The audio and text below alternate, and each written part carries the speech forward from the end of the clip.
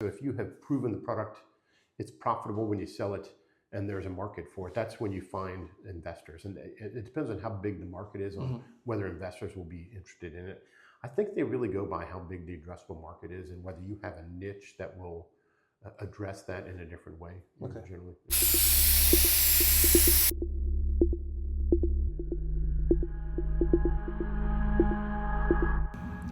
En la carrera de un emprendedor existen por lo menos 3 momentos clave. El primero es cuando conciben su idea de emprendimiento. El segundo, cuando dan el banderazo de salida para por fin llevar a cabo su emprendimiento. Y el tercero es cuando potencialmente buscan alguna inversión externa. El capítulo de hoy se trata precisamente de eso. Cómo prepararse correctamente al momento de buscar inversión externa, inversión de un ente que no pertenezca a tu emprendimiento, que no sea un socio, en dado caso de que tengas un socio para tu emprendimiento. El día de hoy estoy hablando con Chris Granberry. Chris Granberry vive en Estados Unidos.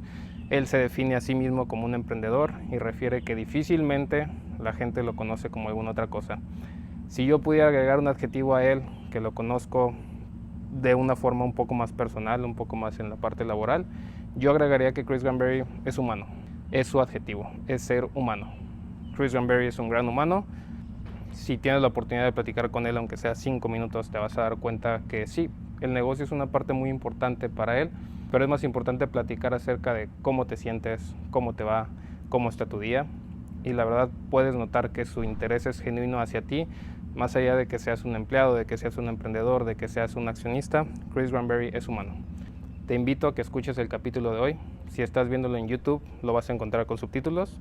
Chris entiende muy bien el español, pero en esta ocasión platicamos en inglés. Pero si por otro lado quieres escucharlo en Spotify porque tu inglés no es tan malo como el mío, entonces adelante. Sin embargo, te invito a que lo veas en YouTube para que puedas ver las reacciones de Chris Granberry, para que puedas ver 100% del contenido, te enfoques en el mensaje que queremos mandar con este capítulo y nada, que lo disfrutes. Bienvenidos, buenas tardes, buenos días, buenas noches para donde nos estén escuchando. El día de hoy estamos en el episodio número 3 de Emprendudismo. El tema del día de hoy es acerca de inversiones externas, cómo ir tras capital externo, cómo construir una confianza sobre inversionistas y qué es lo que no puede faltar en un buen sales pitch, qué es lo que no puede faltar en un buen business plan. Y para eso el día de hoy estoy con la presencia de un amigo, un invitado de lujo, alguien que tiene experiencia en inversiones, en adquisiciones, en acompañar negocios que están creciendo, y por lo cual creo que era un muy buen fit para lo que queremos hacer en este episodio del día de hoy. El día de hoy estoy aquí con Chris Granberry. Chris, welcome. Thank you. How are you today? I'm well. Great to hear. So tell me a little bit more into our audience, Chris, about who you are, what's your experience on investing, and basically what's behind Chris Granberry. Well, I am an entrepreneur, so people rarely call me anything else. I've started 2 different businesses. I've invested in startups, as you know, and I've purchased ongoing businesses and sold them. Several, and I've raised, I think, to the point of this podcast, is maybe 150 million in venture capital over the 2 different entities, right? And have other investors in other businesses. So I've raised a lot of, gained trust of several investors, and have made plenty of money for them as well. All right, Chris, you were talking to me about finding the right time and finding the right market when they were trying to get for external investment. But can you think of a good time, if there's any, where it is a good opportunity or the right perfect time, again, if there's any, to actually go for investment, for external investment? Or is there any key that can tell the entrepreneur to, hey, it is time to go for investment, or just keep it organically? Well, like I said, when your product has product acceptance in a very large market and you have differentiation between the other competitors, that's probably the time. And you can articulate that to the investors and have proof points of that. That's the time to go for investment. So if you have a small market with a larger margin and there are less players and you can demand more, that's probably a time not to go for investment, right? So large market, product acceptance, sales and marketing is really the only expense to make more money than go get investors. Yeah, and that reminds me that there are some products or some services that, for instance, food, bakery. Yeah. It's like, hey, I don't want to share my recipes. I don't want to train people to know how to cook my cakes, how to cook my cookies. It's like, hey, there's always demand for that. There's always demand for services. There's always demand for a common thing that it doesn't matter if you put up 1,000 business there, the demand is going to continue growing. Right. So I get your point. Trying to find the right market, find the right time, find the right audience, and there are some cases where it's never going to be too big or too small. You just can continue growing. And you don't always need investors, and sometimes you do, right? And when you do, you need them, right? It's very timely to get investors at the right time. And I've got a couple of graphs of business that I've grown as soon as investors. Even with the PR around an investment will increase the business, right? So and also adequate and have a good plan for that investing, right? Yes, what the money's going to go to, right? So use of capital is very important that most people miss, right? So, that's great. Yeah. Is there anything in common that the companies that you have invested on have, like any common denominator or something that you say, like, hey, whenever I'm looking at a sales plan, whenever I'm hearing at a sales pitch, they have this thing. For me personally, my investments have been in, not for businesses that I've purchased, but business I've invested in have been where the market is almost unlimited, right? The electronics market, cybersecurity market, those are almost unlimited and can be global if you need them to be. So there is no limit to the amount you can grow that business. That's a business that I'm interested in, right? Where you have a differentiator, that's the kind of business I'm looking for, right? Okay, yeah, that's great. That's a great thought, and that's a great way to put it on perspective.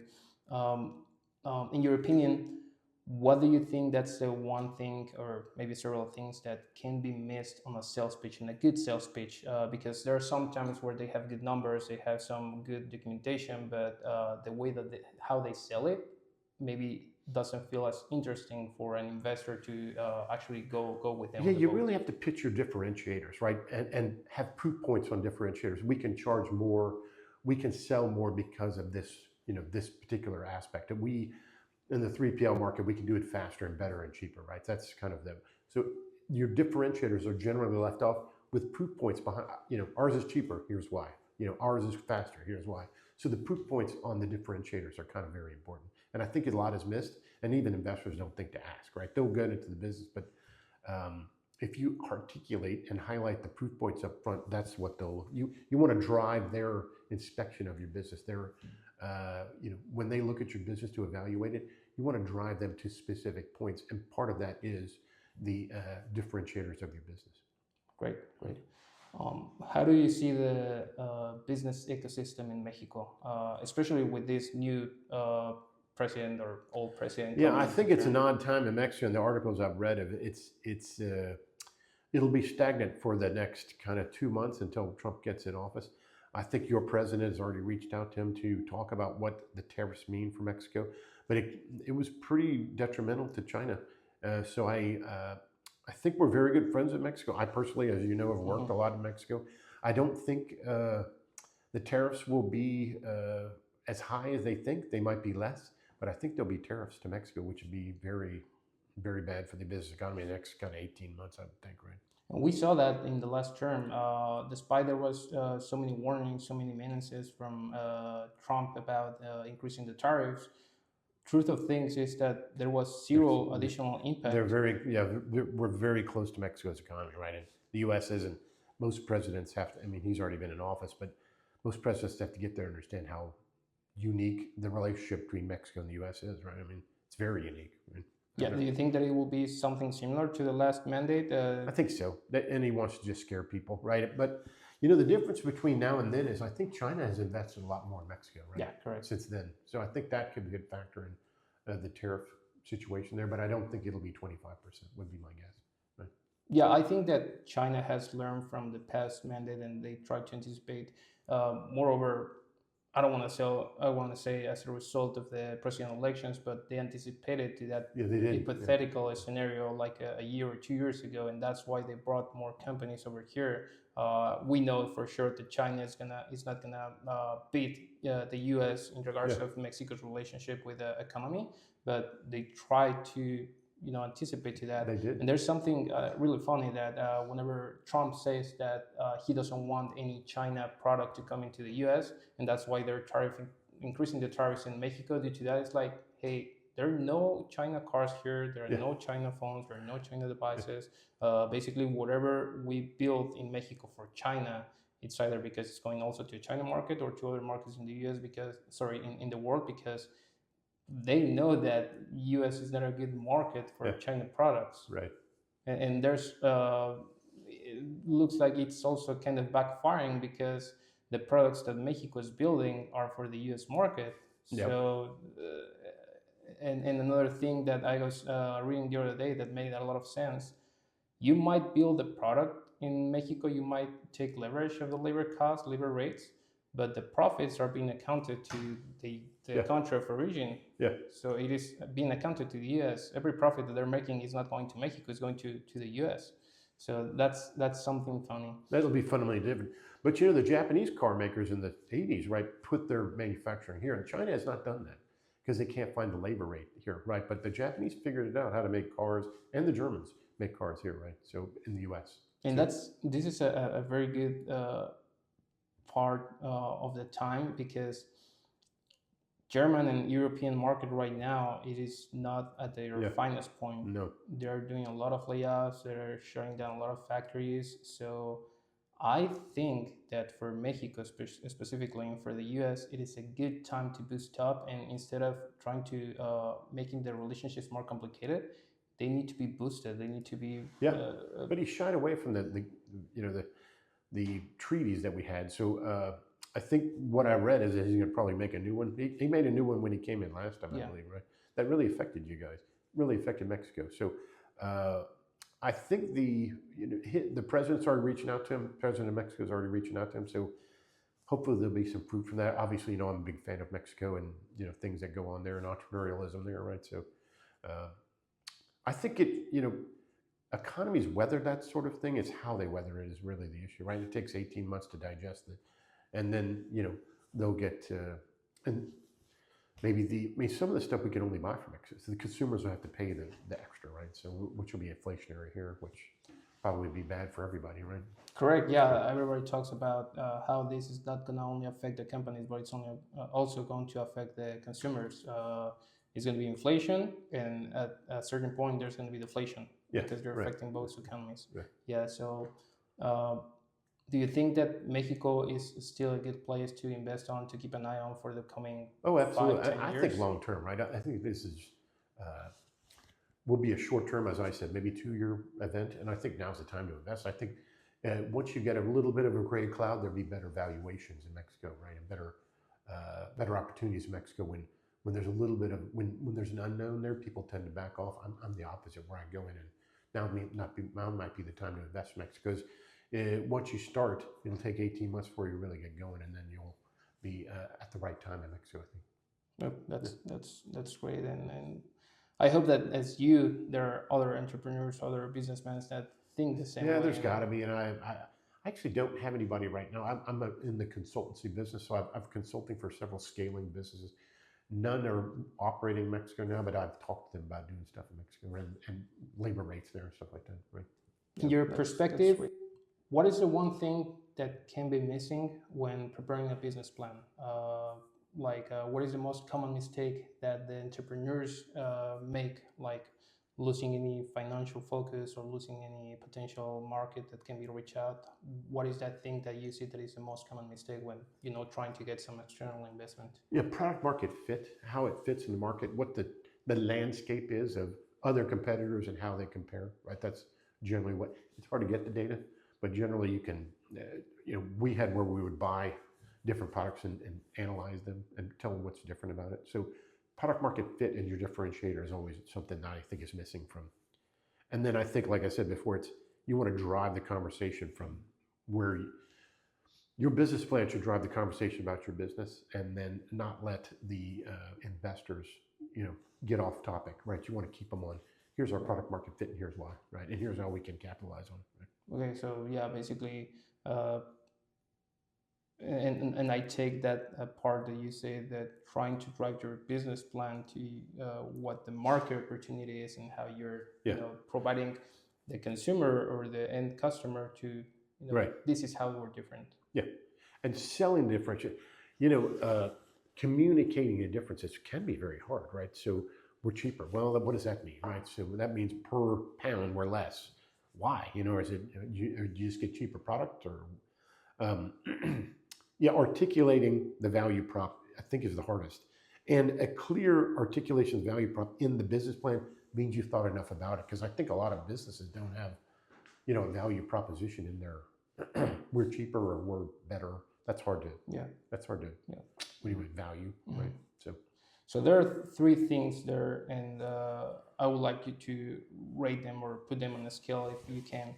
What is more important to you when investing on a new project or in a new proposal? Value proposition, market maturity or market opportunity, or the team that is going to be behind that? Because it can be a very good idea, it can be a very good market, but if you don't trust in that team, if you don't think that that team is going to be capable to actually scaling up or getting the business where you want to get it, it's not going to be possible. I think a good team will have the other two, right? So I generally look for the right team, right? They've worked together in the past, or they've had a good success, or they're young. It's just, getting people that haven't done it in the past is probably the hardest, right? They're without a track record, it's kind of hard to trust them unless they have the right kind of advisors, I would think, right?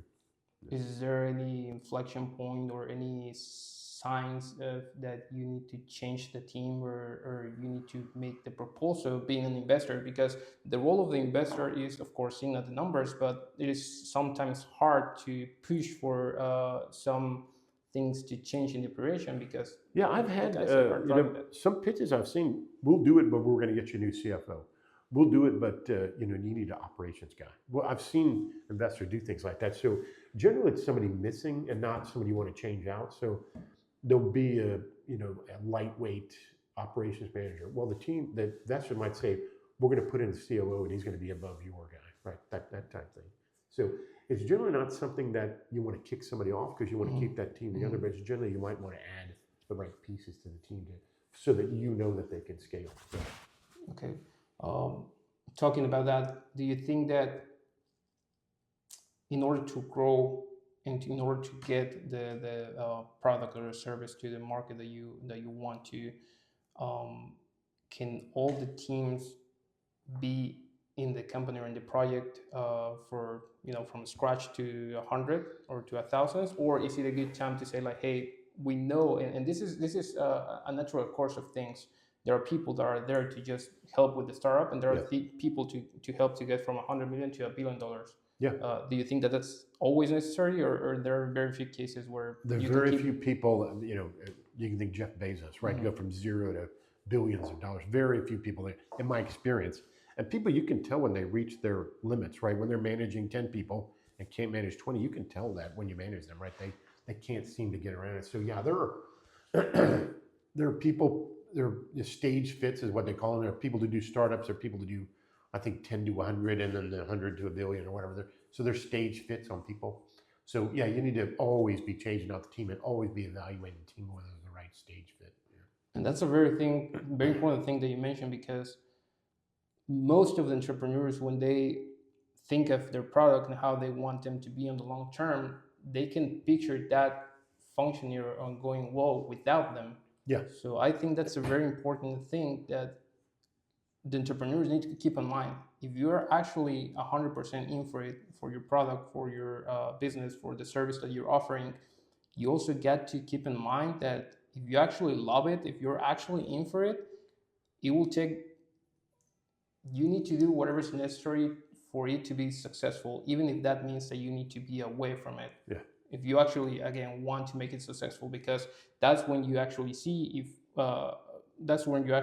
what's the main purpose of you doing this. Is it only for money? Then you're gonna be wanting to stay there forever. It's actually to make something successful and something that's better for the world, for the environment. Then you need to make the right choices, the smart choices, and step aside if that's needed. Yeah, my advice in that scenario is, look, and when I start with teams from zero, it's you have a large investment in this business and you have a job, right? So the two aren't the same. So you either want your investment to do well or you want your job to stay the same, right? So generally people know when they don't fit anymore. People who are self-aware know when they don't fit. So and a lot of people have to be told when they don't fit. So that's a manager's job to figure out when they fit, right?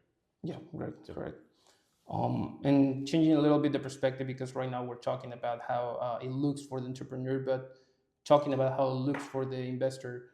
What is that thing that nobody sees from being an investor? What is that thing that nobody talks about? Any hustle or any situation that it is more concerning about, being the money part of the operation? Is there anything that we don't see? Is there anything that the entrepreneurs don't see that need to be paying more attention? Because we need to see it from all of the ends. How it is working out for the entrepreneur, how it is working out for the investors. We know that we have maybe a contract or any agreement saying that they will be here for 5 years and injecting this amount of money, but we also need to consider that if things are not working out, maybe something is happening in the investor's mind, and they just want to pull out before what they agreed on. So what's that side concern that nobody sees when being an investor? I think when you're not reaching your milestones, how you adjust the business, that's something that scenario driven analysis that you probably should talk about with your investors up front. Hey, if we're at 50% of sales, here's what's going to happen. We're going to lay off these 5 guys or whatever. Or we're 25% of sales, here's what's for 150% of sales, here's what we need to do as well. I think the scenarios and the tough ones are really what need to be brought out and need to be talked openly about before you start into this, right? So would you say that in order to keep the investors happy, you will need to, as an entrepreneur, you will need to give 3 steps away, see the full picture, and being realistic with the commitments. Realistic is a great word. Yeah. With the performance that your company is having, because we want to romanticize how we're seeing it, and sometimes we might think that everything looks perfect, but you got to be realistic. Yeah, damaging optimism can be very, very painful, right? So if you always think you're going to make your number the next quarter, that can be very painful, but you've only done 10% or whatever. So yes, you need to be painfully aware of where you are in your business and how it's going, right? And I think talking openly with the investors, even if it's going to be bad for you, is probably the best thing to do, right? Yep. So, always keeping clear communication. Right. Always clear communication. Weekly, if it's going poorly, you need to be speaking in the weekly. Here's why. Here's what we're doing about it. You agree with that? And here's how much it's going to cost. And frankly, if we're not there by here, we don't need any more money because we're going to close the doors, right? I mean, that sort of thing. Yeah, and adjusting expectations. If originally the plan was to get only $1 million per year, and now because we have scaled up very well, or because we're not considering things that were not in the original plan, we need more money. Be realistic with that, because you can't go to a board meeting once a month and saying like, hey, we're doing fine, then the next month saying like, hey, we need a bunch of money. We need more money. So being realistic, managing your expectations correctly, and being as open as you can with your investors, because the one thing that might be on the entrepreneur's mind is, hey, I told them we will be here. I told them we will take a lot of time to do this, but you're not putting the money. You're putting the effort. You're on your founder's mode, but you're not putting the money. You don't know how much effort it took for that person to trust in you, just to being behind expectations, being behind on deliverables, and that's a very good insight. Do you have any last recommendation for the entrepreneurs, either looking for investment or just trying to keep it local, organic? Again, I guess don't be afraid to go cross borders. I mean, plenty of Europeans, and I think plenty of Americans are looking to invest in Mexico now. I think a lot of people only look inside their own community for investment. You probably should look globally in the current environment, especially in Asia too. They'd probably be invested. Depends on what the business is, but don't be afraid to go outside your own backyard, and try and bootstrap it with your family money or your friend's money for as long as you can, because you get a better valuation down the road. Right? The bigger you are and the more processes you have and the bigger market fit, the more valuable your business looks to investors. That's a very good insight. And actually I heard this phrase a while ago that said the cheapest money to get is the one that the bank loans. Oh yeah. But the banks, they don't lend people like us money, right? But at least, I mean, there might be small, but all the layers and all the considerations are there, instead of getting money from a friend, getting money. Non-dilutive money is always the best. Yeah. Grants. Also, I guess the government and the U.S. puts forth money for investment as well. So, and they don't require a return, which is interesting, right? So, bank loans and grants, I would put in that list. Right? Yeah, and it's a special case in Mexico because while here in the U.S. the interest rates are about 4 or 5% per year, I think, something like that. In Mexico, the base interest rate is for about 10.25 or 10.50. So, for instance, just beginning there's a difference about doing business in Mexico and the U.S. So, what you say about crossing the border, going furthermore than what you think that it can be a good choice for your business, that would be a great option. If you start an LLC or an Inc. corporation here in the U.S., and that will boost you up to get better loans, to get better funding instead of doing it in Mexico, just do it. Same thing with Europe, right? And Asia too, right? Put an office in Hong Kong with one guy or whatever, right? To make sure you can do that. Yeah, Asia is full of it. I think the Middle East is something I overlooked when we were raising money as well. So there's plenty of money. It's just how big your business idea is, right? Yeah, that's great. Are you happy with your investing career? Are you happy with your consulting career over the years? Yeah, I think so. Yes, very happy actually. Yeah. Okay. Any last word of advice? Good luck. Don't be afraid to start the business, and don't be afraid to ask for help. The best day to start is today, right? If you haven't started yet. Keep going. Yeah. Yep. Well, I appreciate your time here, being here, Chris. Thanks for coming by. It's such an honor to have you here, and I'll see you in the next one. Yeah, see you next one. Take care. Thanks, Chris. Bye. Right. Ese fue el capítulo de hoy. Adiós. Muchas gracias. Ahí está el español de Chris. Y nos vemos en el próximo episodio.